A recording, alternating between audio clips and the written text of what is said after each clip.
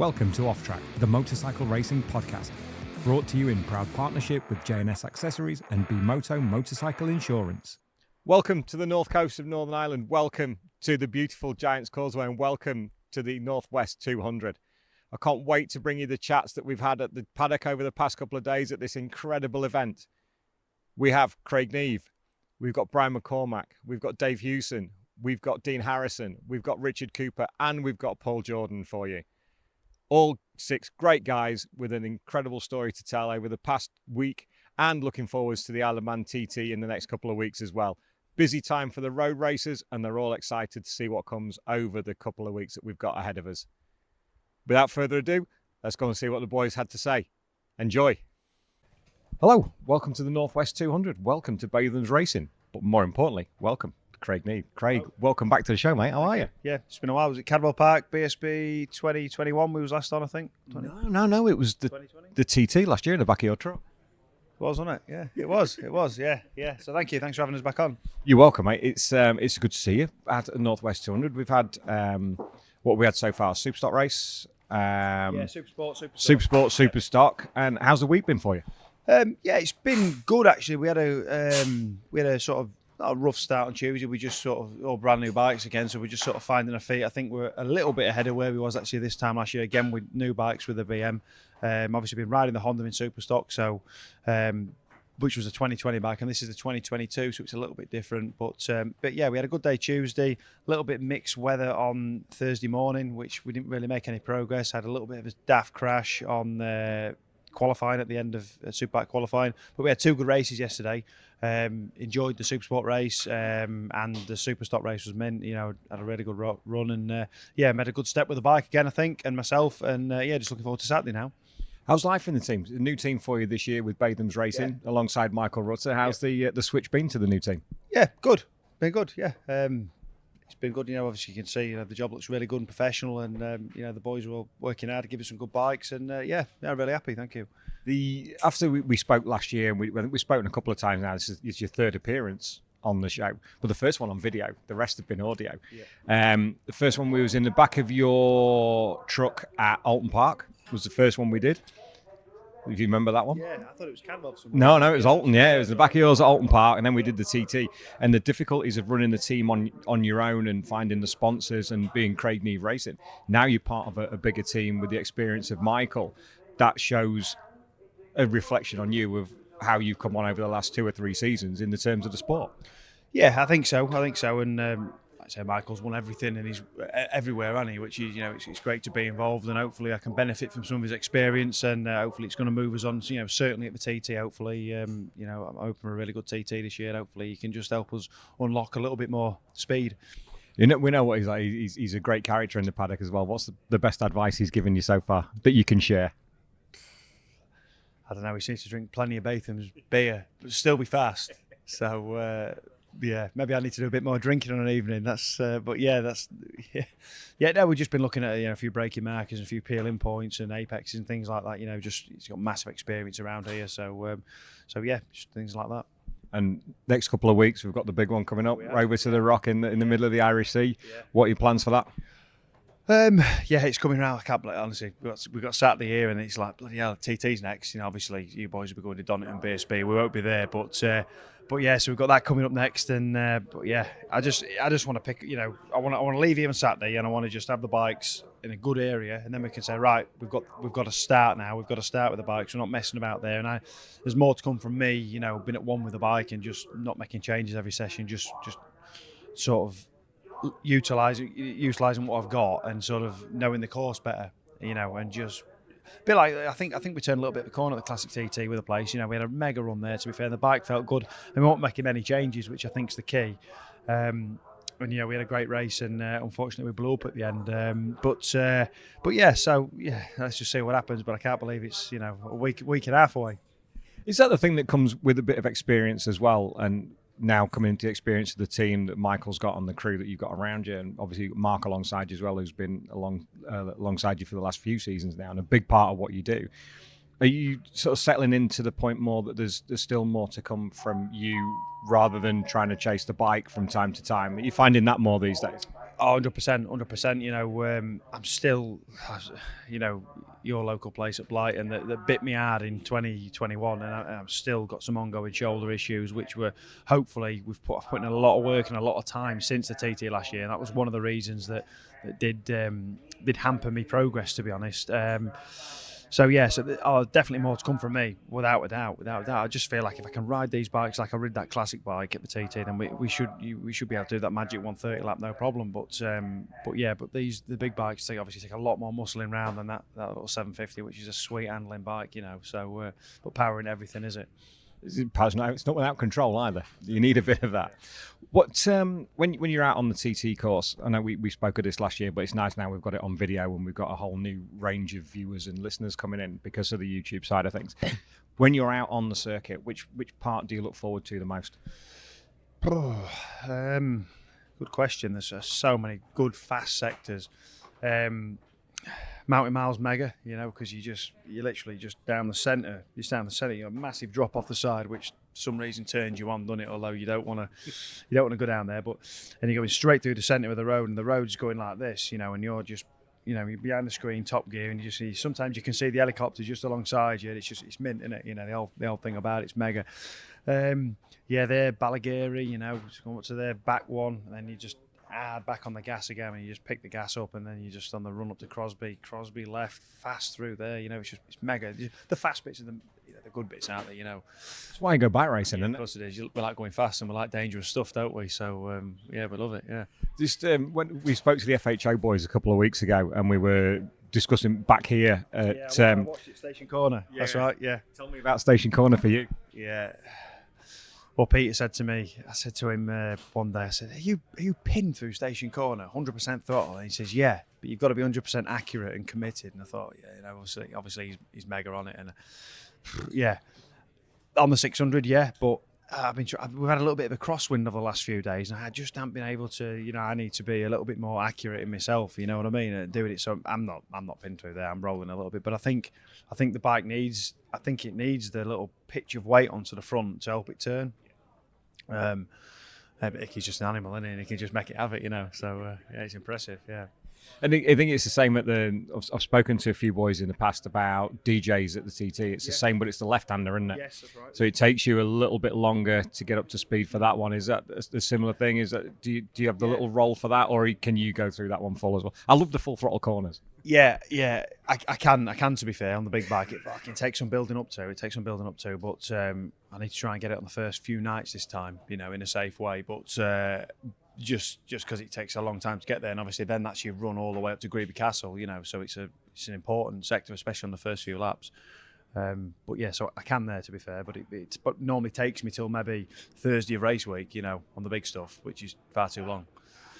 Yeah, you're well into it then, aren't you? You're knee deep by that point. But yeah, it's interesting because it's different people's view on how it happens. And like you say, building up, but you've got to build up quickly. Is that something that you're now looking at for this season? That whereas before with your own, you can take your time. There's, we've got your own personal goals to look at, but now you've got the team behind you and you've got Michael alongside you. Do you have the feeling that things need to happen a little bit sooner? Absolutely. John McGuinness said to Mark, I'm a slow burner, and and it's not through doing that on purpose. It's just that I can only do what I trying to stay out of trouble. I can only do what I feel I can do. But like you say, we know the bike's good and everything. Things have got to happen sooner. Yeah, definitely. We know normally TT. I'll normally be hanging between 20th and 25th qualifying, and then would sort of get a sense in the top 15 in the race. Things have got to happen sooner. Definitely. Yeah. When you're on the start line, and the regular viewers and listeners know that I have this fascination with the TT start line. And it feels like nothing else anywhere else. There's that feeling of electricity up there, the anticipation that comes along with it. Get hairs on the back of my neck just thinking about it. And I'm nowhere near in your position doing what you do.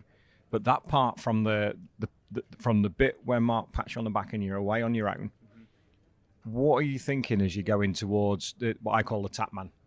The man who's the bloke who does this. Yeah. Because it's just the most incredible place to be for me. Yeah, it's spine chilling, isn't it, when you think about it. To be honest, though, thinking about it, I'm thinking about the guy who's in front of me. So I'll be thinking, if we're in a race situation, I'll be thinking, well, I know where he's been qualifying this week, and I know where I've been. So if I've had a good run, well, by the time I get to Braddon, I'll just have a little glimpse of him.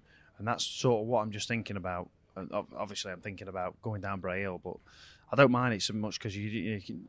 I think anyone can just hold the bike like that down there. You've just got to point it down there. So yeah, I'm quite happy with that, So yeah. You make it sound so easy. Yeah. Hey, if I was doing maybe 135 laps, maybe but I've got no right to talk like that. But yeah, that's for me, that's not a bad part of the course for me. That, to be honest, so. But everybody's doing the same thing, whether it's 135, whether it's 129, 128. It doesn't. You're all doing the same thing, and this is the beauty of what I love about road racing. Whether it's here with the mass starts and Station Corner and the run back down into Metropole and coming over Mayhill, and is it Mayhill where the front gets light? Mayhill, yeah. As you're coming back down the coast road, not Black Hill, is it? Here? Yeah. It's Black Hill. This is Black Hill, isn't it? Mayhill at the TT. Mayhill at the TT and Black Hill here, where you got the beautiful pictures you crossed up coming over the top. There's a mega picture of Dunlop in there. He's always Michael, yeah. He knows how to work it out. He knows how to work it. But yeah, he does look mint. But those sort of places, and it's just how you boys do what you do, but you also so not matter of fact, but so relaxed about it. Because to normos like me, it's the most incredible thing. But you guys carry that torch for road racing. Do you sometimes get a chance to sit back and go, I do some really fucking cool stuff? Not really. Because you just sort of used to it, aren't you? It's sort of what you do, what you've been doing for a while, and then maybe when you finish racing, you think, bloody hell, I won't fancy doing that. If you show some pictures of yourself, when you sort of get out of that zone, but when you're in the zone, it's like it's nothing to you, is it? You just like now, we've done all right yesterday, but I'm looking at the guys, in the top three, thinking, right, we're 2 seconds in this sector, we're just trying to move the gap, get closer, and but yeah, I suppose it is quite cool when you think about it, I just wonder if some riders get the chance to do it and some don't, about being in the moment and just understanding where you are and what you're achieving, because for me it's incredible. In whether you're running around in it as the least, I don't like to say slowest on the roads because nobody is, as the least fastest rider versus the fastest rider, you're doing something special, mate. Yeah, it's pretty cool, isn't it? But it's what I live for. You know what I mean? TT. I probably think about the TT every single day, to be fair, and certainly on the run up to it. So. Yeah, like we was doing something the other day, and we had them big crashes at Silverstone, and then Mark come over for a couple of days to help turn the bikes around and that, and I was just I was running about doing my work and day-to-day jobs, blah, blah, blah, and he just sort of said to me, he says, you don't know what to do with yourself, do you? And I was like, well, not really. He says, I can tell it's coming round, because I was just sort of, just on edge, you know what I mean? It's a while away yet, but I was just sort of on edge, and there's stuff going on in the workshop with the bikes, and I want to be involved, but I'm not. But you don't want me involved on the spanners anyway. But yeah, and it's pretty cool, isn't it? Yeah. It is. And so between now, once racing ends on tomorrow afternoon, we end with the Northwest 200 race. What's the schedule for you for the next 2 weeks before you end up getting on the boat again to come halfway back across the water again? Yeah, 26th we're away to the TT. So we'll be away tomorrow night. All been well. We'll be away tomorrow night. Back to back to Birmingham, get unloaded.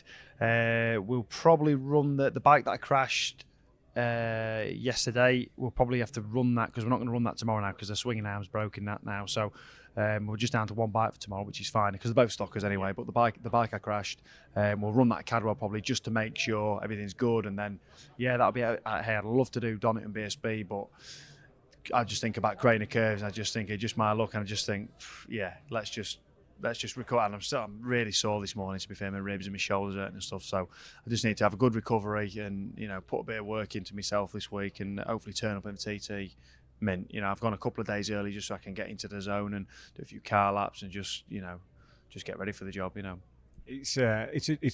There's a lot of risk and no reward for going to Donington. That's the thing. Especially if I know there's a new surface. It's a lot more grippy, but there's still that Craner issue. 100%, yeah. And, you look at realistically where I'm sort of at the minute, 15th on a good day, 20th in super stock. Hey, I love riding the bike, but we don't want to be there, and we're trying to move forward. But to go there and do that, is it worth it? And it's probably going to cost me about $4,000 anyway. Do you know what I mean? So obviously we've got a fire blade to fix as well. So probably just need to wind my neck in a bit and knuckle down on the TT, which is what the whole year's about, with TT. So yeah, that's a plan.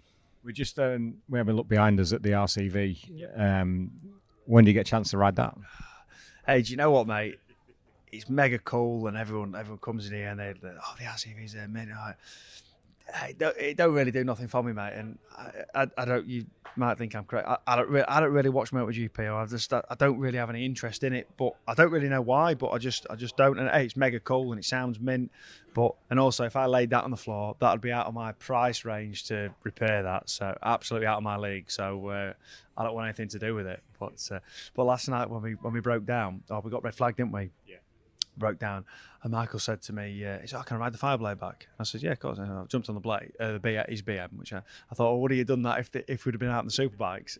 Would he have let me to the RCV back? I wouldn't have, probably wouldn't have wanted to with cold tyres on the coast road. You know what I mean? But so hopefully, hey, if the offer came, yeah, of course we'd take it up. But I'd rather it didn't, and then it's not a problem I've got to deal with. Don't ask the question. I don't have to answer it that way. Yeah, brilliant, Craig. We wish you all the best for the rest of this weekend and all the very best at the TT. We're not going to make it out there, mate, but we'll be keeping it. We're not going to make it, but we'll be keeping an eye on your progress and be willing you on, and we'll catch you later in the year. Thanks a lot, mate. Thank you. All the best. Cheers. Thank you. Let's carry on in the Northwest 200 paddock, and making his second appearance in a matter of 2 weeks. Let's be honest, Dave Hewson, Obsession Engineering. Dave, welcome back to the show, mate. A little bit different. I'm actually riding the bike this time. Yeah, but we can talk to you as a racer, not as a crew chief and data man and general sort of helper out. Yes, it's a slightly different role here. To the extent of I'm actually overseeing the lads talking up brake calipers a bit in the background as well. So yeah, when we first turned up, we just had a peek round the corner, and it's almost like the bloke's digging a hole, isn't it? One bloke digging a hole, three men looking in it. Well, this is what was happening round the corner. One guy, full council job that was, wasn't it? Yeah. I stood there going like, is he talking those brake calipers up right, or is he like? Well, if he doesn't do them right, he can do them again, can't he? I mean, we all know the system. Why are you doing it like that? Exactly, yeah. But as long as I'm not doing it, it's fine. You notice how clean my hands are. I've noticed that. It's like it's a complete change around. It's like you kind of, it feels like you've got a bit of authority here, mate. To be fair, actually, I do my best to not get my hands dirty at BSB, if I'm honest. Just into the laptop, it's much cleaner. I was going to say, laptops are fairly clean, aren't they? Yeah, mine is, yeah. Tell me about the Northwest 200, mate. Tell me, you're back for the first time, what did we say, 13 years? It is, yeah. It's 13 years since I've been here. Basically, my road racing started at TT in 2007. I went for Centenary TT, and that was my first ever road race on a big bike. My first TT. I got overtaken lapped by McGuinness going over Aggo's Leap, and it was a good view. And then the next year, I sort of did more road racing. So I came to Northwest 08, then to TT and Ulster and places. I did 3 years here. And to be fair, when they put the chicane in at Mathers Cross, and I completely understand why they put it in, I sort of rode it and went, they've cut the knackers off the place a little bit, and it was all straight line chicane or straight line road, and I thought, I'm not going to bother anymore, because it's hard work on the bikes. If something goes wrong here, it tends to do your TT in a bit. So I sort of decided to not come here for a bit, and I went off and I did some of the other Irish road races. I did Tandragee and Cookstown and a few other bits as well. And then last year at TT I struggled, and part of it was to get my brain up to speed, because we'd had a couple of years away from the Isle of Man, and it doesn't matter how fast you've gone at Snetterton, it is not the same. Really? Yeah, it's strange that, isn't it? Yeah. The furniture is a lot further back at Snetterton, and the speed is not so sustained, and it's a bit smoother. So, so I kept saying to Martin, me sort of teammate, I said, on the run up to TT, the best prep you could possibly do is Northwest, because it just gets your brain used to doing 180 mile an hour on bumpy country roads with trees. And then he did why don't you do it then? And I was like, he used my own logic against me. And I mean, I can fight anybody's logic apart from my own. So here I am. And to be fair, I'm actually really enjoying it. So it's good to be It back. looks that way. With keeping an eye on the videos, on the Obsession Engineering videos on YouTube, Yeah. which are they're flying. The coverage that you get and the responses that you get are fantastic. And I love watching them. And it's literally you and your camera. You're talking to yourself mainly. It is the best conversation I've ever had. Do you find it quite cathartic in a lot of ways? It actually, right, this is an oddity. I spent a couple of years actually writing a diary in an evening. And it was quite nice because you got to write this thing, the things that have gone well and things that have gone badly during the day. And it gives you a moment to like reflect on things. And I found it quite useful. It was quite a cleansing experience, and then I slept better. And then I started videoing stuff, especially at TT last year. I'd sit with the camera in bed, which sounds weird, but it's not that kind of video. And Believe there's an OnlyFans account if you look for it. no, I had to take it down. Yeah, and so I do the videos. And I've sort of just talk as if I'm talking to myself, sort of thing. I think I find it quite relaxing, and then people seem to quite like it because they get an honest sort of feedback of what's happened in a day. So, yeah, there's not a lot of filter. It's quite a natural thing to do, isn't it, as well? And it's great that I've got Jen helping me. Here we go. It's typical with the standard announcements in the paddock. Yeah. But tell us about the Northwest 200 week. How's it gone for you so far, and what have you enjoyed? What have you not enjoyed? It's not the most organised place I've ever been, if we're honest, because Chad's riding this bike, and he's not been here in 9 years. And to be fair, the last time he came, I mechanic for him. And it's 13 years since I've been. And they told him he'd have to redo all his newcomer stuff. And when we got here, the guy who literally let you into the paddock went, "Oh, if you've been more than 3 years, you've got to redo your newcomer stuff." So I went to newcomer sign-on. Turns out I wasn't on the list. Didn't have to do the newcomer bus. And the newcomer practice laps basically shot blast your bike because they don't tend to sweep the roads terribly well. So I went, do you know what? We'll leave that one. And then I can have clear track on my own and relearn it my way. Then it's not difficult to learn. The only thing is how fast you can push it, your braking markers, and getting used to the grip levels and the cambers on the road and stuff like that. So I didn't bother doing the newcomer thing. I went straight out into the superbike session. I went out at the back, let everybody else go. First lap I pulled in and put some more steering damper on because it's bumpier than I remember. And then the next lap, Mickey D come past me coming out of Black Hill. And that was a schooling. So he looks very stylish on a motorbike, especially out of Black Hill. So it was one of those things you looked over and you just went, yeah, he's going a lot faster than me. Now just chipped away lap after lap and tried a few setting changes with the bike here and there that should work at TT as well. And just session by session, your brain gets used to it and you push your braking markers and you just get used to the grip levels. And then, of course, it rains and you do a session where half of University Straight is soaking wet and you're on slicks, which is interesting. But, you just crack on with it, don't you? We've just been having a chat with Craig Neve, and I was saying to Craig, it was like, I don't know if I have this affinity to Lincolnshire lads, I don't know, but it always seems to attract, it's that thing, isn't it? But I was talking to Craig and said, do you get the chance to be in the moment for what you're doing? So do you understand what you're doing compared to normos like me who talk about it because I can't do it? Those that do, yeah. Those that don't talk about it. And that's me. I get the joy of talking about it. But do you get the chance to understand kind of the coolness and the magnitude of what you're doing, especially here, but not again in a couple of weeks' time? Tends to be afterwards when you look back and went, yeah, that went well. But I had a weird sort of changeover of all through practice. It was all about getting my markers right and making sure I squared stuff off, and I was really thinking about what I was having to do. And then as soon as the lights changed for the race, and you nearly had my front wheel taken off me about 3 times in the first 2 corners, and it was like, right, elbows out, and it's just all of a sudden it's just trying to chase the bloke in front and right, where can I get past him? And he's done that bit better, so next lap I'll square that off a bit more, and the thing's sliding out of corners and it's kicking, and your focus changes completely.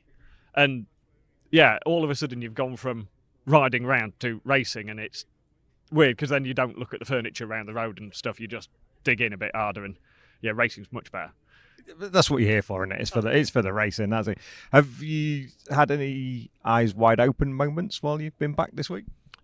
first lap on the run down to like the Mathers Cross chicane, and that is a lot bumpier than I remember it. And as the bike's sort of tank slapping down there and you're going, the worst thing you want to do when it's bike's tank slapping is shut the throttle. But when it's only tank slapping and it's not going to stop and it's not going to get any smoother, and eventually you just go, we're just going to have to brake and just hold on. So yeah, we made an adjustment after that. That one was a bit eyes open. If I'm honest, the rest of the time it's not been too bad.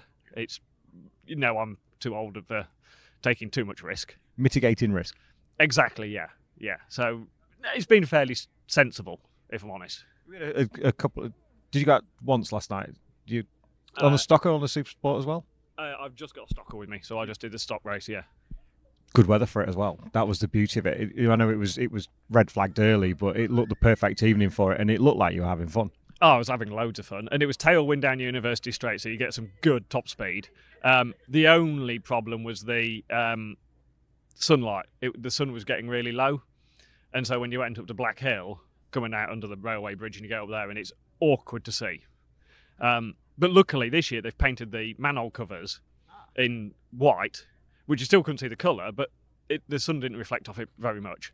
So you could spot the manhole covers, and there's a line through the manhole covers that actually Chad told me about that he was using, and so I nicked his line, and it's like you could see the curves, but you couldn't really see the details of the road, so you just went about there, and it was fine. So joining the dots in the best possible way. Yeah, exactly. As long as you could see the curbs, the rest sort of, it was going to be there, isn't it?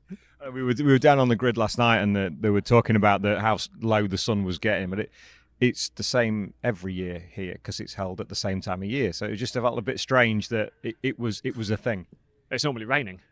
That's a good point. It's like it's normally a lot like it is today. It's kind of overcast a little bit, even though the forecast said sunny. It's still a little bit overcast, but it was a bit of an anomaly last night. But it was a welcome one. Yeah, I mean, I've raced over the years quite a bit in Northern Ireland, and sunshine is a novelty.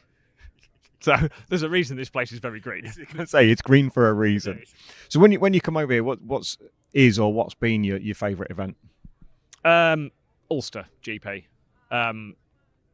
The circuit at the Ulster was just amazing because it was Cadwell Park at nearly double the speed, basically. And this place is exciting and tends to throw out really good racing because you can get the slipstream and it's exciting and it's bumpy. But the Ulster was always about the circuit because the circuit was just so good. It was fast and it was flowing and it was, it was all the smooth flowing bits of TT almost linked together, and it was just mega. So yeah, not Ulster. The only problem with it was it's in the hills. There's no sort of touristy stuff around there, so it didn't attract the numbers of tourists. So it sort of ran out of money, and I'm hoping one day it'll run again. But if I'm honest, it's probably not particularly likely. But that is the best Irish road race. It's like TT's there, and the Ulster was about there. So, yeah, if they could have had the Ulster 2 weeks before TT, first night of practice at TT, you'd be on it. So, yeah, because it's the same riding.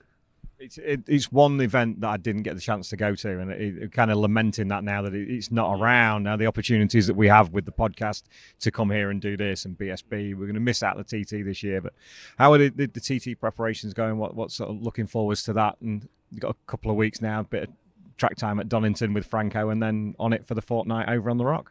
Yeah, we're pretty much organised. I've got a tuned engine for me, Aprilia Super Twin, my one of these, that is currently being run in my race road bike. So we just need to get that mapped. Then the twin's ready. The big bike, hopefully, when we go back from here, we'll need the flies wiping off it and a bit of a look round and not, conrods putting back into crankcases and stuff. To be fair, the reason for just being the big bike is I've got loads of spares for it. Like, if anything breaks here, we'll just put another engine in it or whatever, and we're relatively organised with that sort of stuff. So, no, there'll be more cleaning and stickering panels and bits like that than there will be, hopefully, actually building bikes. Is it a side you enjoy, the stickering and that side of it? But I suppose more than building bikes, it's cheaper. It's very time-consuming, weirdly, stickering fairing panels up. It's one of those jobs where you think, it'll be an hour in the evening, and it's not. It's 4 hours for 3 evenings or something like that. But, they've got to look right, haven't they? Well, that's it. And the man of standards, they've got to look right. Exactly, yes. Exactly, yeah. Now we have a public, you know. Now you have an adoring public, Dave. You have an adoring public. That's what you have now. Well, mate, we can't wait to see how you get on at the TT. We wish you all the best for the rest of the weekend. And thanks for sparing us the time, mate. Best of luck. Always a pleasure, Dave. Thanks, mate. Cheers. We carry on at the Northwest 200. Delighted to say Dean Harrison, Russell Racing. Dean, welcome to the show, mate. We're on the video this time. It's nice to have you back on. Advanced 21st century stuff and all that. You know how it is. That's it. We sat outside the 600 tent, have a ride out on the Supersport bike yesterday. How was it? Fun, to be honest. The result wasn't perfect. I was finished fifth, but we were there in the definitely in the leading group the whole race and swapping and changing and forwards and backwards and all the rest of it. So no, it was a good fun race to be involved in, to be honest. So hopefully tomorrow will be a couple of places further up is the plan. And a bit of a change on the manufacturer as well with the R6. It's nice to get on a different bike. And how's that been for you? Brilliant, to be honest. No, the bike's been working well from the first time we sat on it. So can't complain. Just keep moving forward and get to the TT on it. How's the Northwest been so far? We were struggling to get it going, but we're here, and this has been the decent weather as well. So how's it been for you? All so far so good. It's been really well, to be honest. The weather's been kind to us. Well, a little bit of rain, but you expect nothing less when you come to Ireland. It's got to be a bit of talk and a bit of rain somewhere. And apart from that, the conditions have been good. The track's in good condition. We've got plenty of laps under us belt. The bikes are working well, so I'm enjoying myself. It's been a good start to the season, hasn't it? You had a great result at Alton Park weekend before last. 2 weeks in now, aren't we? Things seem to be pointing in the right direction, and TT coming in a couple of weeks. It's been a strong start for you. Yeah, no, exactly. That's it. Yeah, you sort of, obviously the TT is probably the biggest event we do throughout the year. So you always want to race your bike everywhere you go, but you're trying to stay out of that bit of trouble, if you know what I mean. So it's trying to get through the next 2 weeks pretty clean before we get to the main event almost. But no, if we can do that tomorrow, and then we've got Donington next week and on at the TT. When you're going towards the TT now, what is there a different approach from last year to bring you closer to Peter, top of the step, back to where you were a couple of seasons ago? What's the approach for it this year? No, a bit more relaxed, as I said, this year. We've got some upgrades on the bike, so it's just working his way through them and making the best of what we have. Well, I've spoken to everybody we speak to who goes to the TT. They have this fascination with the start line, that the atmosphere is just electric. And that bit where you paddle through from where the mechanic leaves you behind, that little paddle down to the main arch. What are you thinking as you go through that point? They think that the job of hand, really, what we need to do and where we need to be. It's almost is it a moment of clarity there, I suppose you can say that, a little bit in between there. So I think it's a strange feeling you can't really explain, to be honest, but I suppose once you set off, it's fine. I find that a lot with the lads that I talk to that do the TT. Once that tap on the shoulder comes and you drop the clutch, nothing else matters, does it? Because that's why you're there. No, exactly. Obviously there's plenty of nerves before that, but once you get set off and you've got to the top of the rail, everything's behind you, then it's head down and down the hill. What's the best part that you enjoy at the TT? I quite like going from Governor's Bridge to Quarter Bridge on a Supersport bike. That's good fun. But I also like, there's loads of sections you love. There's good bits, bad bits. There's not one bit that's probably, I don't know. I like all of it, really. It's racing bikes, isn't it? Yeah, it's all good fun. We wish you all the best for the rest of the season. Good luck at the TT and the rest of the weekend here, mate. We'll look forward to catching up later in the season. Thanks, Dean. Thank you very much. Cheers. Cheers, mate. It's not often we get a chance to do follow-up chats quite so quickly, but while we're at the Northwest 200 and following up on the chat that we had at Silverstone a couple of 3 weeks ago, Richard Cooper, Russell Racing. Mate, welcome back to the show. Yeah, it's good to be back. We had a bit of fun, to be fair, on quite a relaxed evening at Silverstone on the couches with the other boys. We spoke about the Northwest, which is we're now here. We've had a race, which was pretty tight, not going to lie. Sort of backed up what I said, I guess, at Silverstone, really. I knew we was going to be in the mix, and we was for sure. Definitely room for a little bit of improvement. That's something that's been noted. From you or from the Russell Racing R6? Nah, the bike was faultless. Like, undoubtedly one of the fastest bikes out there. Just need to work on for a certain area of the track. Luckily for me, the schedule's been released for Saturday, and I'm actually out on the twin just before the Supersport race. So it's going to give me 4-lap advantage to try and just sort of 2 sectors out of the track. If I can do that, I'd like to go 2 steps higher on that box. I mean, it was one of the most. It was a proper Northwest 200 race, wasn't it? It was the slipstreaming. It was a tactical race. It was one of the best I've seen for a while. And how was it for you from the driver's seat? Yeah, I led a lot of the race, and in all honesty, I was trying to spread everybody out. I've watched it back, and I realised that was probably impossible. My phone has gone crazy today from people saying exactly what you just said there, like probably one of the best races it's been. And, to start the week off like that has definitely whet people's appetite quite a bit. So when you're in the battle, you don't actually realise like what's happening around you. All I had to do was just keep riding my own race, and if I was overtaken, immediately overtake back. Because I think it become the same rule as BSB, overtake or be overtaken, and that's how it felt out there. I was down to 5th position on the last lap and running to Metropole, and we managed to salvage a podium out of it, which was good. Yes, I would like an easier race. Am I going to get one? Probably not. Looking at that, it's probably not going to happen. Davey was strong, and Alistair was strong, and Michael was strong. So just tell us about the last part of the race. How did you carry out that run into the podium? So I obviously I passed Davey after Mathers Cross, and I knew that my weakest point was McAvoy chicane. The wind direction had changed, which plays a massive part over here. Like, people don't understand like how the wind can change your braking marker. And I'd been going later and later every lap, and it still wasn't late enough. And I knew that last lap I had to go even later than what I'd been doing for the previous 6 laps. And I went as late as I dare, and like Davis still came past, and I was like, are you kidding me? So I sort of let the brake off, and so did he. I let the brake off again, and he did. And it come to the point where I was like, right, we're at the apex now, and there was 2 of us. And I thought, if I run straight on at the chicane, we're done. So I almost balked everybody through the chicane just to get through it. And then, like I say, the run down to Metropole, everyone sort of swarmed past me, and I was back to 5th. And then luckily, Seeley seen red and dived up the inside of Michael, and an opportunity for me to nip through the inside. This is all panning out like in your head. You're trying to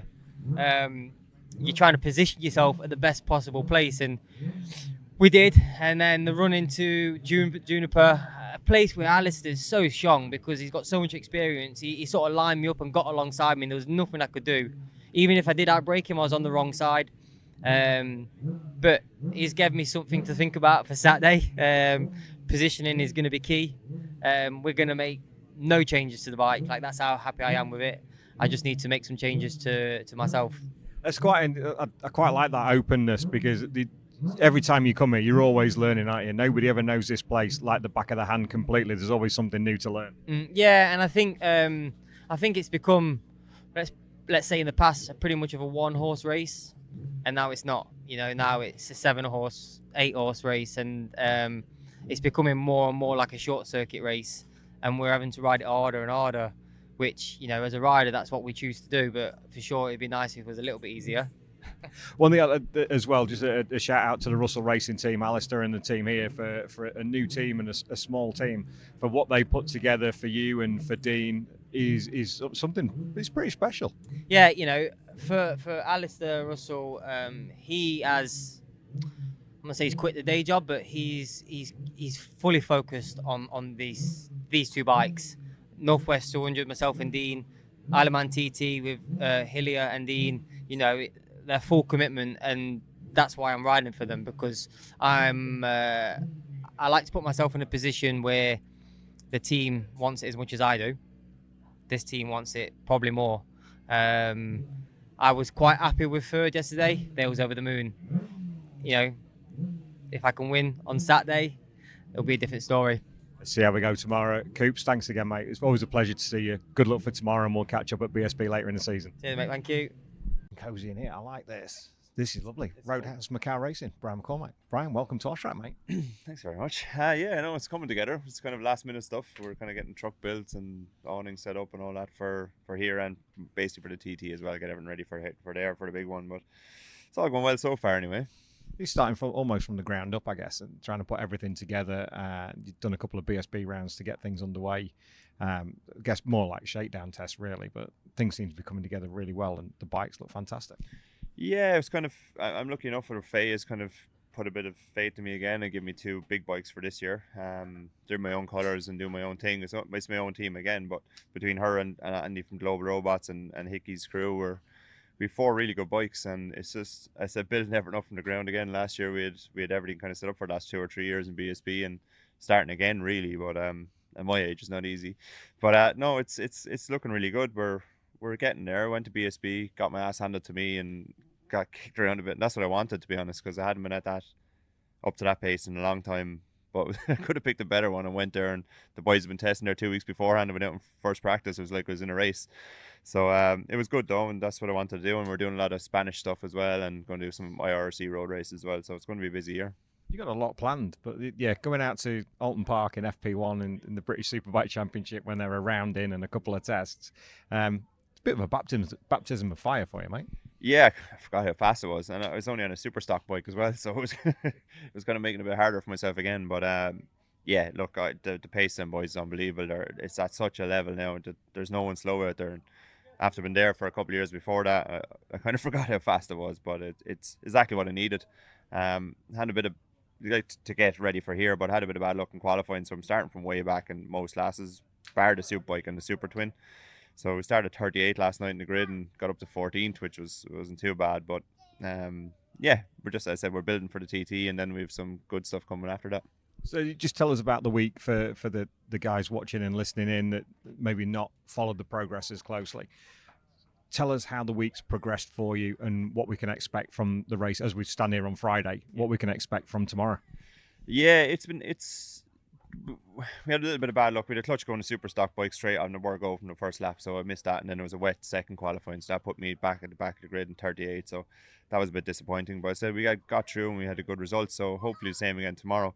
Superbike, we're starting up near the front, which is where I want to be, and the bike is as good as anything out there, so there's no excuses there. So I'm actually really looking forward to it. I feel more comfortable on the big bikes. I'm built like a transit van sitting on the smaller bikes, so it doesn't really help aerodynamic wise. But the Global Robots PHR Triumph is a really good bike. It's better than me at the moment, so I just need to bend myself in around it somehow.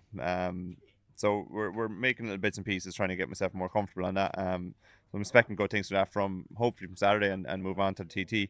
The Global Robots Super Twin, again, a little bit big on it, but we're actually up there. We're qualified 10th or 11th, so not too far away on that. But obviously, big bikes are I'm well used to them, and that's the ones I'm kind of really pushing on as well. So everything's looking good. Really looks like the weather is going to be good. So it's been a challenging week so far, and the lads I think are worn out at this stage. My whole team running up and down that tunnel, but it's been good.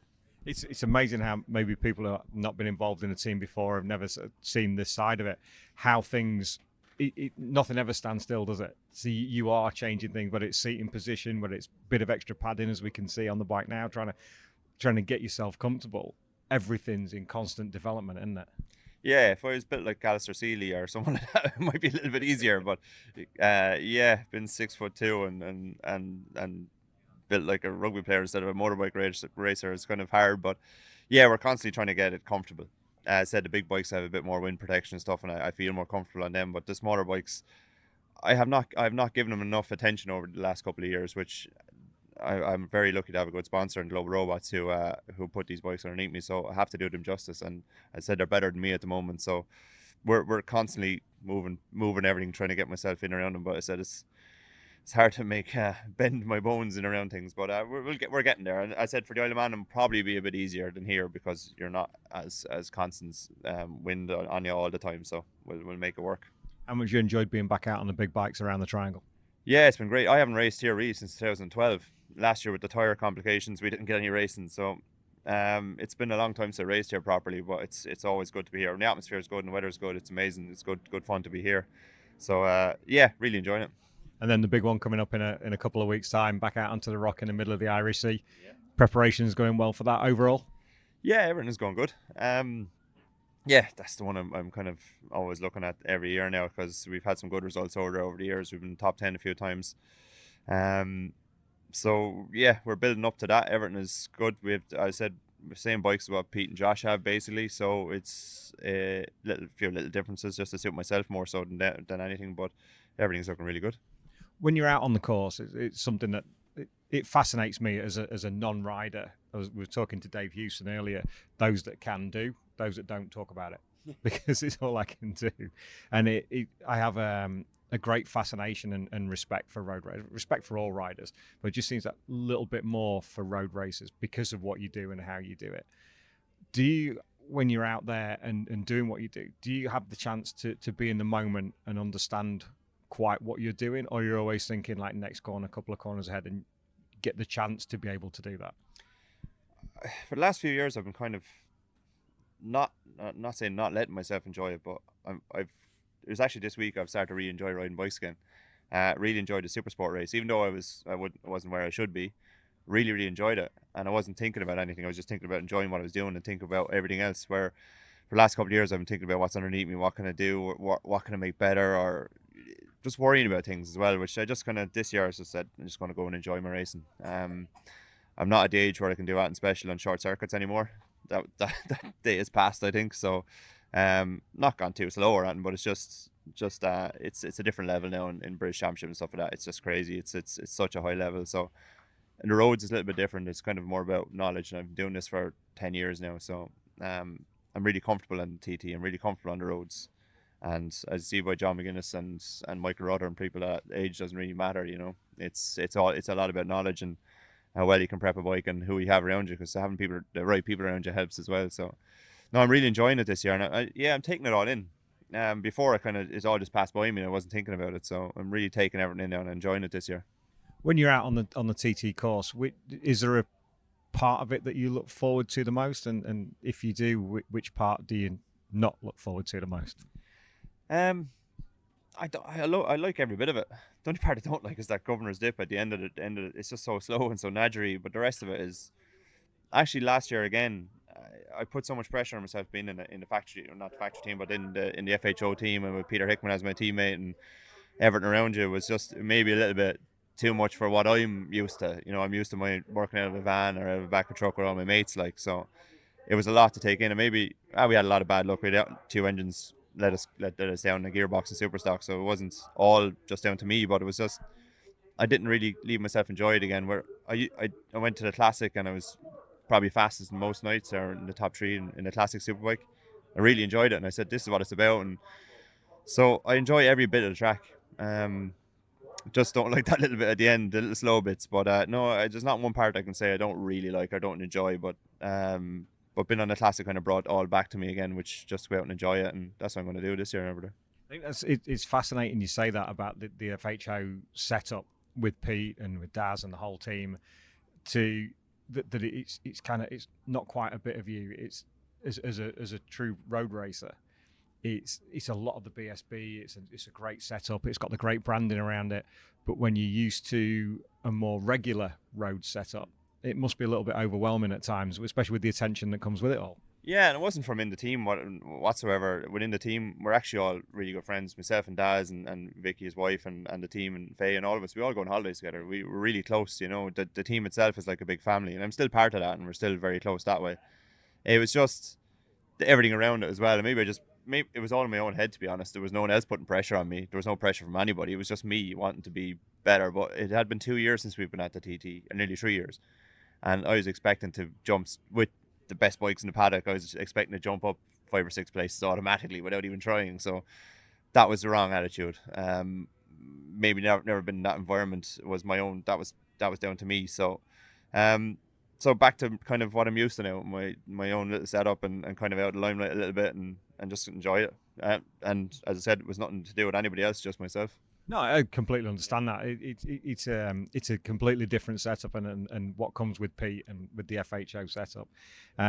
Sometimes it's nice to take that step away to allow you to be you in that sense, which I think is great. And also, I guess it helps you manage expectation as well. Yeah, if I was 29 instead of 39, I would say, yeah, I'd put more pressure on myself, and I'd say I should be in that environment. That's where I should be, and I should be working, striving to be there. But this stage, I just want to enjoy it, and I'm very lucky to the sponsors they do have. Like, I see the big banner behind you, Roadhouse Macau, and all these boys, Global Robots, and everybody. they're like me. They just love the sport. They know I'm not going to go out and they know probably I'd be lucky if I was getting near the podiums, but they just love the sport, and the same as myself. I just want to be out there and enjoy it, and then the results I think will come a little bit better, you know. So like in 2019 and 18, we've top 10 at TTs in all the races. So let's just get back to that, hopefully. I think that's going to come this year. It's going to be. I think it's going to be pretty special over there this year. When you're up on the start line, we've spoken to a few of the guys about that today, because I'll never experience it. But up on that start line, you go through that the first barrier. Mechanic pats you on the back, and that's it. You're away with your own thoughts. What's your thought process through that paddle down to the arch and the tap on the shoulder? Yeah, it's just trying to get yourself in a little mindset. Like I do get nervous. Like I know some riders say they don't get nervous or whatever. I do. It's natural. I think it's just if you're not nervous, you're not awake. But I do get kind of nervous. More so that little section up through. I kind of start to relax a little bit, and that's right. It's happening now. So once everything is in its right place, and I feel everything, the handlebars, the brakes are okay, and everything's feeling okay, I'm comfy because I'm not surrounded by people. I'm on my own on the track, and the throttle goes both ways. I'm actually getting more nervous on a BSB grid because I'm surrounded by a load of young lads that are really fit and fast. So it's I said I'm on my own, and there's no pressure on me either. So I said none of these sponsors put any pressure on me to do that, and so it's just go and enjoy it. If things aren't feeling right, I'm gonna that's it. You pull in, you know. So I've kind of gone to that stage now where I'm just going to do that and enjoy it. And if it doesn't work, it doesn't work. I'm not going to put any pressure on it. But yeah, I do get very nervous beforehand, and maybe the night before I don't sleep very well.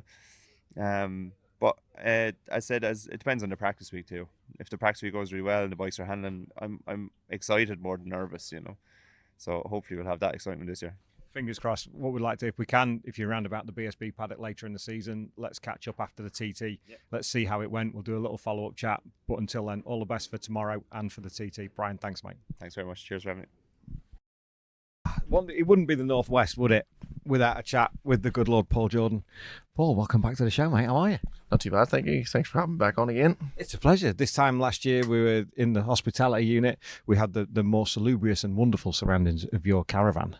This is much more homely and feels much nicer here. Oh, it is. You can get your shoes off, get your feet up, you know, just get comfortable and enjoy yourself. This is the first thing we did. First thing you do when you come through the door, you take your shoes off because that's good. That's what we do. Mate, tell us about the season so far. How are you doing? Yeah, I'm not doing too bad, you know. To be honest, I haven't really done a lot this year. We did have planned a lot of testing and such, but unfortunately, just there's a few things in the background that just wasn't going to plan. I didn't really get to do the testing that we planned. So we done, obviously last year we done the last round, or we done Oulton Park at the BSB round last year, and then my next time I sat my arse on the bike was first round of Silverstone. So I hadn't done nothing in 8 months, so I sort of threw myself straight into the deep end. So yeah, we've came to the Northwest, not really prepared how we should be, but you know, we're using this weekend and a week as such for a test for the TT, because that's, you know, the be all and end all for myself at the minute. You know, yes, I'm from Northern Ireland and the Northwest is very important to me, but you know, realistically, if you go down to the history and, you know, somebody asked you about, you know, who won the Northwest 10 years ago, you wouldn't know. Asked you a question with the IOMTT and somebody can rhyme off the results to you. So, you know, that's where I need to be, and what I need to do is get myself in the history books.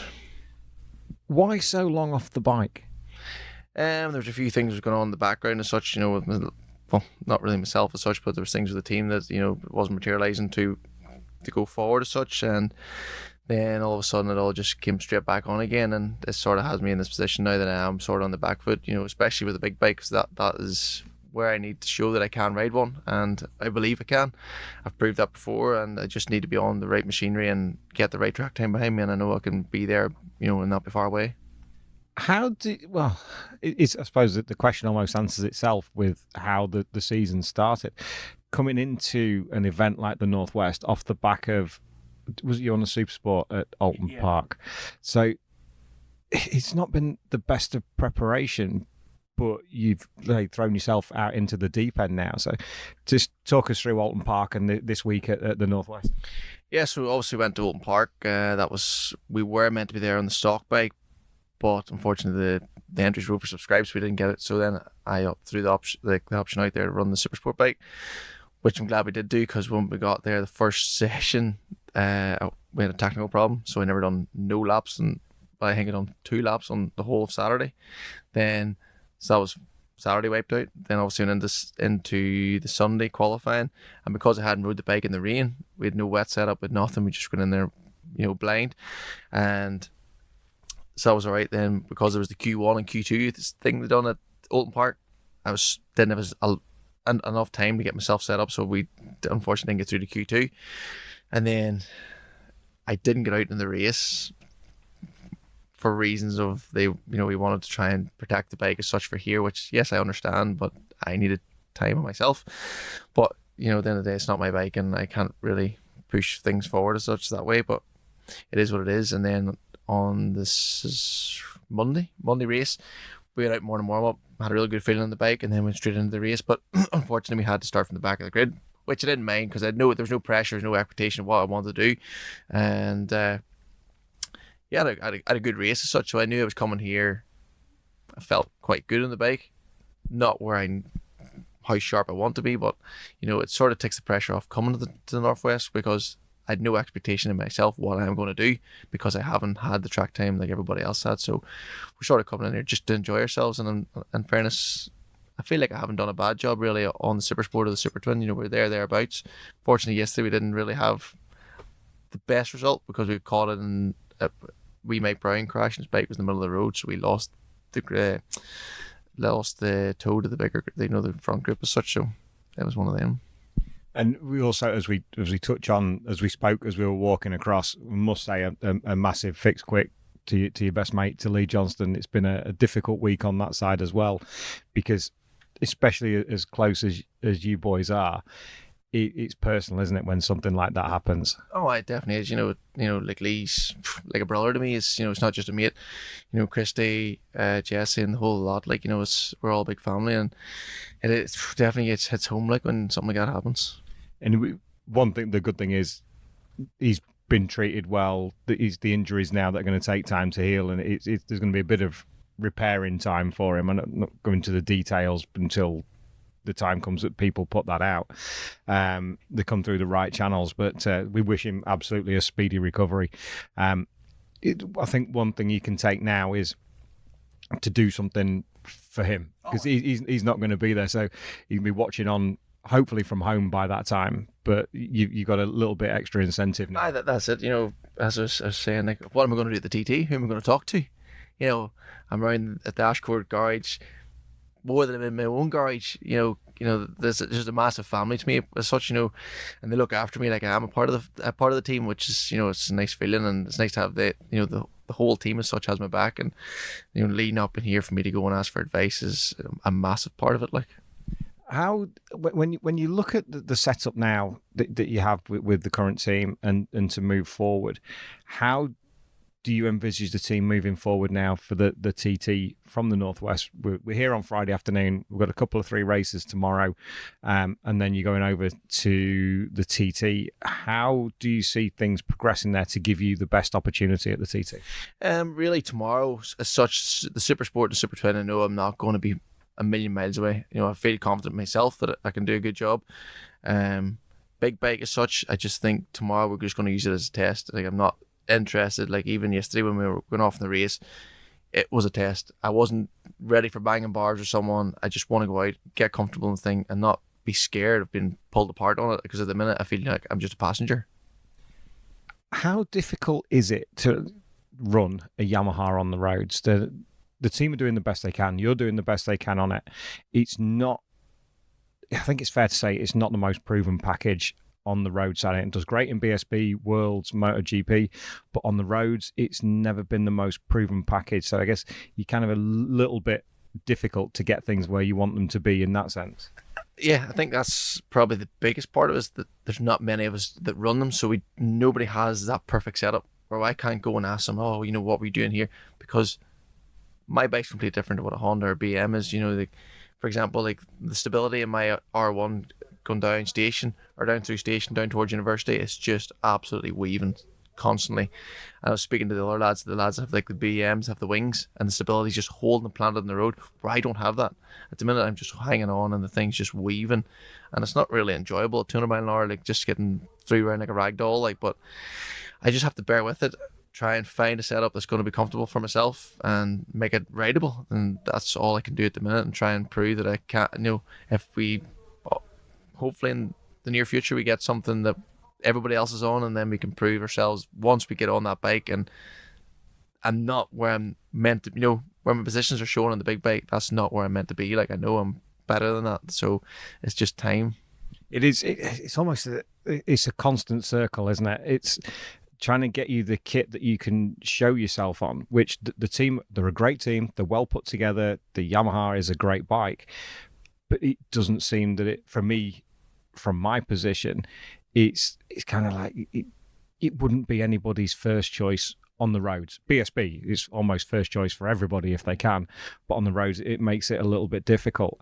Well, the one thing that I admire about you, that we've spoken before, we've spoken a few times, and we've spoken off the podcast as well, is that you still have a full-time proper job like a lot of the guys, and trying to balance the two to bring yourself up to the level of the guys that are riding as pros. It's that extra couple of steps that you've got to take. So as a regular season, tell us how you structure your season around the racing and the full-time job and the family as well. Yeah, like, so for example, like, full time Monday to Friday, I'm a roofer. So, I do that Monday to Friday, and then I'm motocross on the weekends, and then I get home from work in the evenings.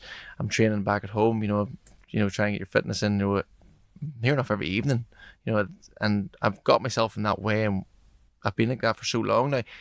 Even during when COVID was, when we were going through the COVID period, I struggled because I wasn't busy all the time. And then that was like a massive, like, it was basically just a dump of doing nothing. Like, and I struggled sleeping. I struggled because I was never busy. So I was out training twice a day to try and make myself tired as such. Where now I'm flat out now with working and then doing this as well. And like, so as soon as I finish here, I'm going straight back to work on Monday, working to Friday, or I think I'm working to Saturday, and then leave for the TT on the 21st of May, and then I'm at home until the 13th of June, and then straight back to work, and like, as soon as I land home, like. So it's non-stop, like, and I wouldn't have it another way. I enjoy work. It keeps that normality in my life as well, and then you get to enjoy your dream as well.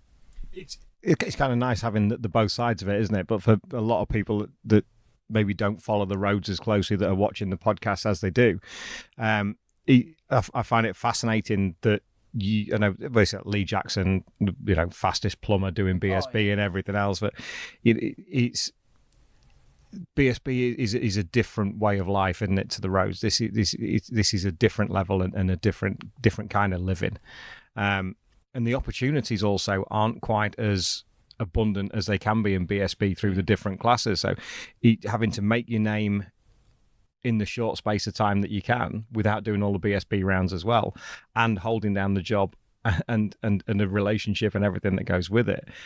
For me, it's such a fine balancing act. Yeah, it definitely is. But I think, like, for me to take that next step, I either have to do one or the other. You either take a step back, just enjoy your racing, or do you stop working and then take the step into being a full-time racer and doing what you want to do. But there's a lot of things need to be in place for that. You need to have, like, obviously a bit of financial backing there as well, and the team itself needs to be willing to take that next step as well, and do basically not be off the motorbike, because at the minute that's the bit I'm struggling with is track time. Over the winter I've done a lot of motocross, something that I never really did before, and I've done a lot this year, and I'm grateful that I did take that opportunity and I've done it, because it's not left me in a really bad position as such, but it just leaves me that I've been doing some sort of motorbike riding as such. I'm still using my mind, I'm still grabbing the clutch, I'm still revving. It's all them things that and I need to really have a think what I want to do. Like, there's no substitute for bike time, is it? In anything that you do. It was who was I can't remember who I was talking to a couple of weeks back, and they were saying, footballers train with a football, rugby players train with a rugby ball. You need to train on a motorcycle. You can spend all the time in the gym in the world, but it doesn't make you bike fit. Like anybody, even in particular, like any lifetime, like lifestyle job, like at the end of the day, if I brought you out riffing, if you were in and out of it every other weekend, but I'm doing it Monday to Friday, obviously I'm going to be better. And that is the same principle of racing a motorbike. If you're never off the thing, it becomes easy. You start to learn things that you never learned before, and then it becomes more natural. And that's the bit, road racers don't get that bit, because we're only doing it here, there and everywhere. Whereas you're not, like BSB, you've three full days. Like here, as such, you're obviously Tuesday, Thursday, Saturday. You get a day off, and then you go to the TT. And when you leave the TT, you're ready to go racing. That's when you're ready to go racing because you've done 2 weeks of full riding, and you've nearly done a full year season in 2 weeks as such. And that as soon as I come home from the TT, I always feel I'm faster. Which it's the wrong way around, isn't it? Yeah. You kind of feel you should be that way at the start of the season, but the way that the season is set and the way that road racing is set, you're at your peak as it finishes. Yeah. It's you're like most relaxed as such, because obviously the first night of practice is the TT is the most horrendous feeling in the whole wide world. You're so excited, but you are absolutely shitting your pants at the same time. Like, tell me about that. About that first night of things, because as I said to the rest of the guys that we've had on the show throughout today, with Friday at the Northwest 200, road racing fascinates me in so many ways, the personal side and the physical side of it, because it is like nothing else in anything that we do in motorcycle racing. It is unique in what it is, especially the TT. How do you prepare for that first night, and sort of as you go round, what's your mindset as you're working your way around the circuit for the first time? Just really staying relaxed. At the end of the day, the TT is one of them places, the more relaxed you are, the more easy it comes. The more you attack it, the more it doesn't come to you. For example, like last year, I remember I was out in the super sport bike, and I says, right, this is it. I'm going to give it 110% the whole lap. And I did. To me, I was on the edge, the ragged edge. I was from post to post, pillar to pillar. If it went wrong, you were scraping me off the road job. And I remember coming out of the bungalow, and I was like, the sweat was dripping off me, and I was like, Paul, breathe, man. You can't do any more. Like, if you had said to me, and you stopped me and says, right, what lap time? Oh, I'd have said lap record pace. Come over, can't remember what I'd done, but I wasn't that fast. So the next lap, I'll just go for a jolly round now. I went 3 mile an hour faster. And like, I wasn't even trying. And I was just like, how is that possible? Because I remember coming and going, what was my first lap? And he says, I think it was like, it could have been 123 or 124 mile an hour. And I was like, is that all? No, but don't worry, you just done 125 something. And I was like, when? The second lap there again? I was like, surely somebody's got a transponder, because it definitely wasn't me. And that's the essence to being, as I find when I talk to a lot of the TT riders. It's like, you just have to relax into it, and wherever you can. It sounds easy for me to say it, but I know it's not, because I'll never experience what you do. But to try and relax into it and get the flow of it, I can't imagine how difficult that is when you have all the tension before it to then go, right, breathe, let's go. Yeah, the tension before it is horrendous. It is absolutely. I remember last year I was getting ready. I can't remember what race. It was the Super Twin race, and I knew I had a shot. Like, I knew I was like, right, I could be somewhere.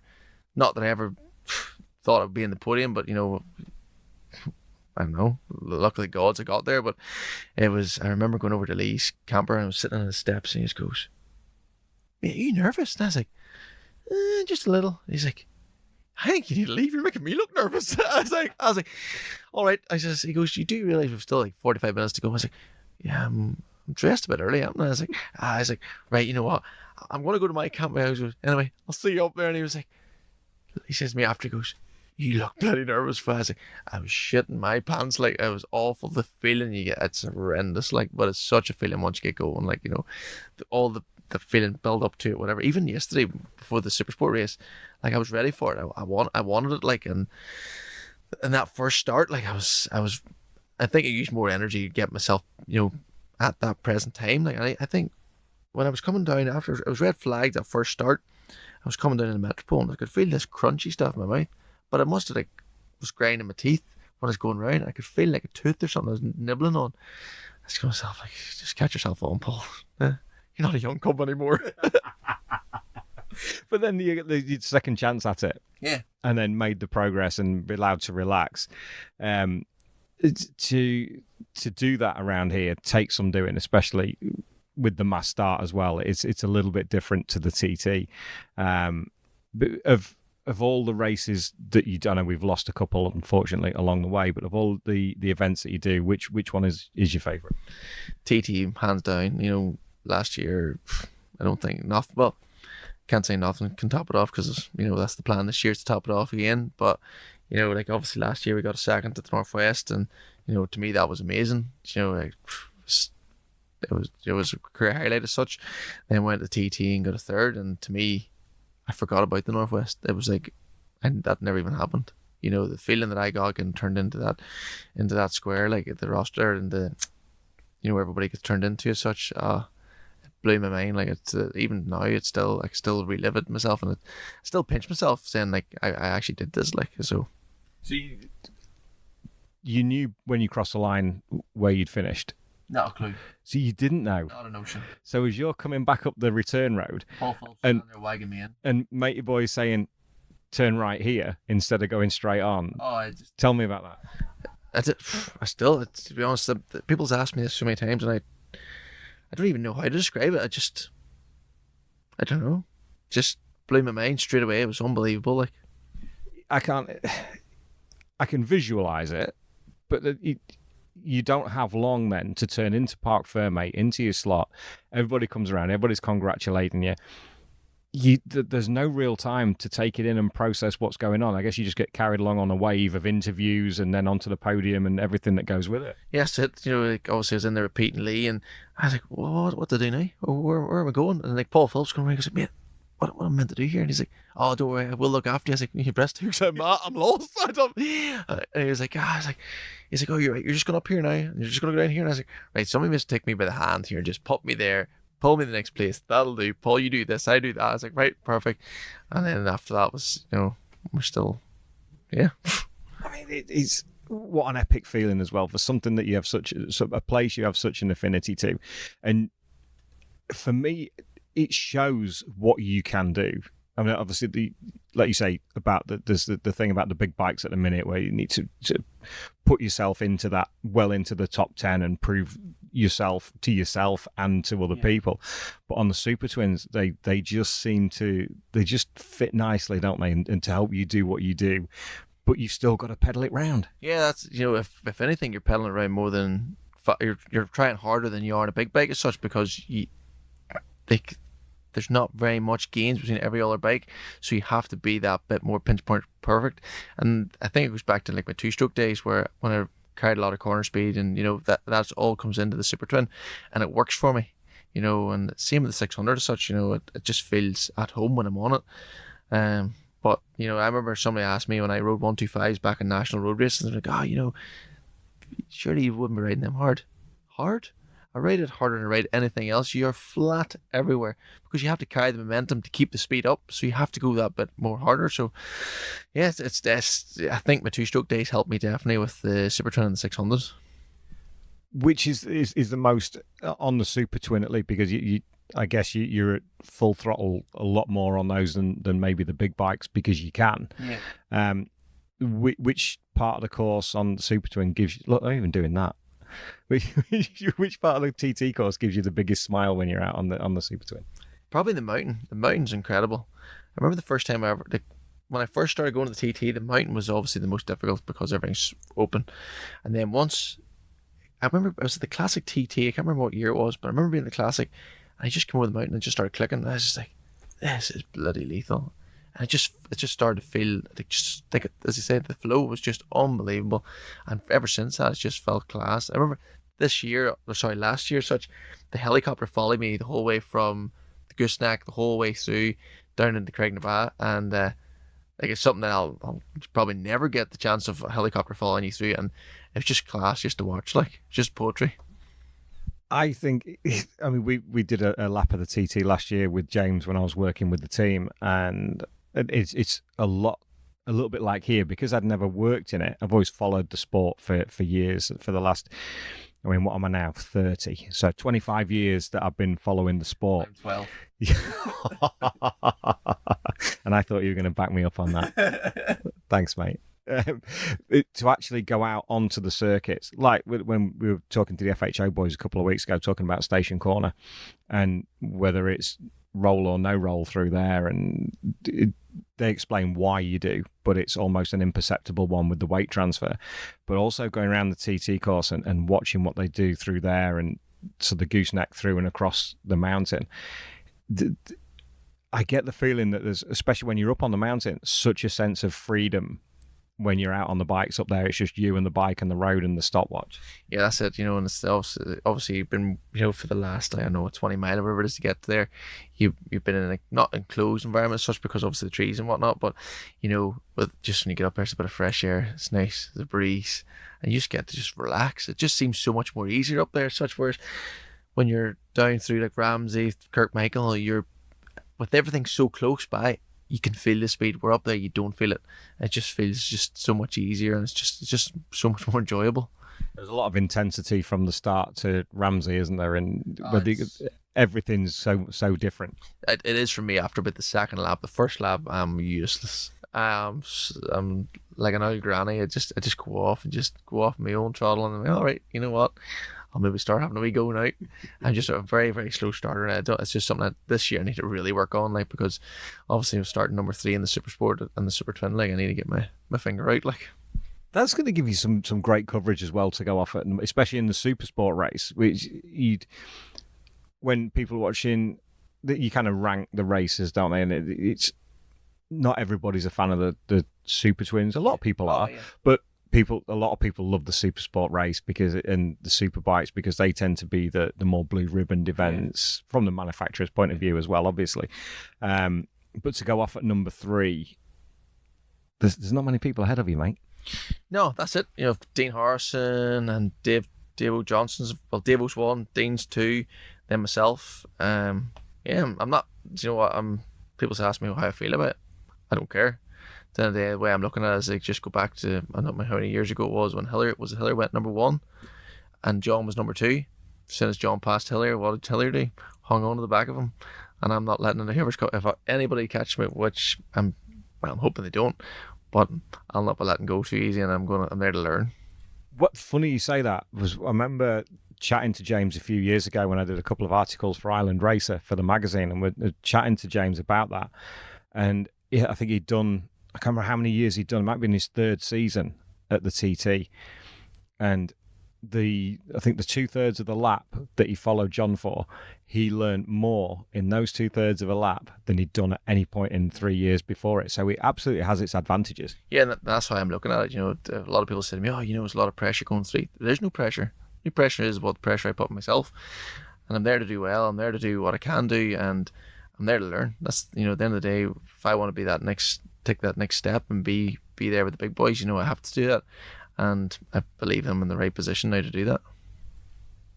It's going to be interesting to hang on the tails of Michael if he puts in another 129.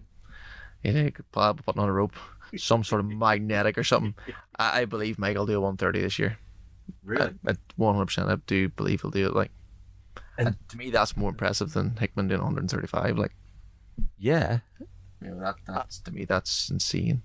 When you look at the speeds of the Super Sport bikes here that are over 180, was it 183 miles an hour? 183, yeah. 183 through the speed traps. Savage. A savage speed for a 600. I think when my fastest there and last 197, to me that's fast enough. Like, it's stupid when somebody doesn't understand what kind of speed that is.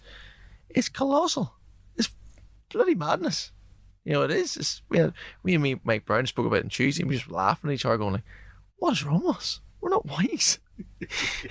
But it takes some saying, doesn't it? 197 miles an hour on public roads. Yeah, well, this is what you do. Did Josh not do 213 or something? We're not talking about Josh. We're talking about you. Yeah, but even still, like, it's savage speed. Like, it's not normal. Like, as you say, it's on country roads. Stones getting fired at you like something out of a bullet, like out of a gun, sorry, and it's mental. It's bloody mental. But the fact that you appreciate it well and you get excited about it as well, because some are like quite blasé, yeah, it's just what we do. This is how we do it. This is what it is. But I can see the enthusiasm in you to do it. And that for me is super refreshing because you fully appreciate exactly what you're going out to do. Yeah, that's it. If everybody says to me, when do you stop? When I stop enjoying it. Like, I don't know, like, COVID was probably the best example I could ever have. If someone says to me, would you ever stop with such, they call it retirement, whatever we want to call it. And like, COVID was the mini retirement. And I hated it. Life, this is what I live for. Like, we are selfish people, what we do. And I'm sorry, I'm a selfish person, but this is what I want to do, and this is the only time I'm really happy. And the feeling of being free and let go on a motorbike to do what you want to do and have that enjoyment, well, so be it. There's a lot worse bloody hell, I wish I could speak. What am I saying? There's a lot worse predicaments to be in. I mean, if you can do this of what you love and to do it here at home as well, and then at the TT, it's almost a perfect life. Yeah, it's a dream. To be honest, it's a dream come true. Like, I remember years and years of like lying with my dad, going and watching national racing, seeing Darren Lindsay, Richard Britton, Joey Dunlop, Robert Dunlop, Adrian Archibald, all the greats. And never did I ever in my wildest dreams think that I would be lined up on the roads or even stood in the same podium as them. And to me, this is I'm living that dream, and I'll continue living it. Long may that continue, without a shadow of a doubt. One last thing, if the ladies and gents watching, if you start to get bored of this question, I apologise. I always find it really fascinating. It's that point between the last board and the arch at the TT, because that for me is it's electric. And watching the pat on the back from the mechanic as you go on, and that's it. You're alone with your thoughts there, and then you get to Tapman, and he has his hand on your shoulder. He has all the power in the world to let you go or to not let you go. And I get quite emotional watching that. What's it like from the rider's seat? See, like the whole build up to that, as I call no man's land. Once you get there and your mechanic lets you go, that's it. It's you in that bike, and that's it.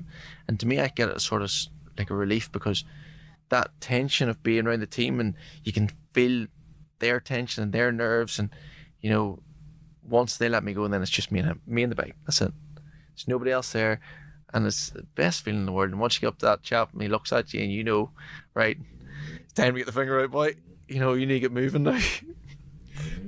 And then away you go. That's it. And all any worries or cares gone. That's it. Just you and the track. You and that stopwatch. Just describe to me, and then we will finish, because I know you've got things to do and there's people trying to get hold of you. Describe to me that first run down Bray Hill from the start to the top of Agos. Just describe that to me. Imagine jumping into the sea and holding your breath for so long. That's what's like. You're like, Paul, breathe, mate, breathe. And you still haven't breathed at this stage. You get the quarter bridge, and you're like, nah, still haven't breathed yet.